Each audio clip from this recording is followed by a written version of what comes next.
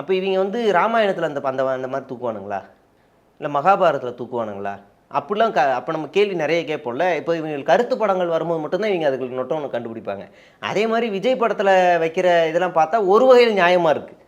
IG சீன்ஸை தூக்குறது இதெல்லாம் பண்ணுறது எல்லாமே நியாயமாக இருக்குது. நீங்கள் அரசியல் பேசுகிற வசனத்தில் நீங்கள் டேரெக்டாகவே வச்சுட்டீங்களே, ட்ரெய்லர்லேயே வச்சிட்டிங்களே அரசியல் நியாயமாக திமுக தான் இது காரணம். உனக்கு ட்ரெய்லர்லேயே இந்த வசனம் தூக்கியிருப்பாங்க. நியாயமாக திமுக தான் காரணம்னா நீங்கள் வந்து அந்த நேரம் அந்த படத்தை எப்படி பாலையா படத்தில் பிரகாஷ்ராஜ் கேரக்டரே இல்லை, இந்த படத்தில் வருது அது. என்னடா இதை அட்டுழியம் பண்ணுறீங்க சீரியஸாங்க? சரி, நீ இது ஒரு வகையில் ஏதோ ஒரு வகையில் திமுக காரணம்னே வச்சுக்கோங்களேன்.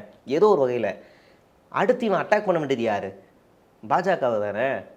ஒரு வார்த்தை கேட்க மாட்டாங்க. இல்லை, இந்த கட்சியை சேர்ந்த திரு நிர்மல்குமார் அவர்கள்லாம் சொல்லும்போது தடுப்பது யாரோ, தடுப்பது யாரோ, யாரோ யாரோ யார் யார், அப்படியே அந்த கோஷம் தான் எனக்கு ஞாபகம் வருது.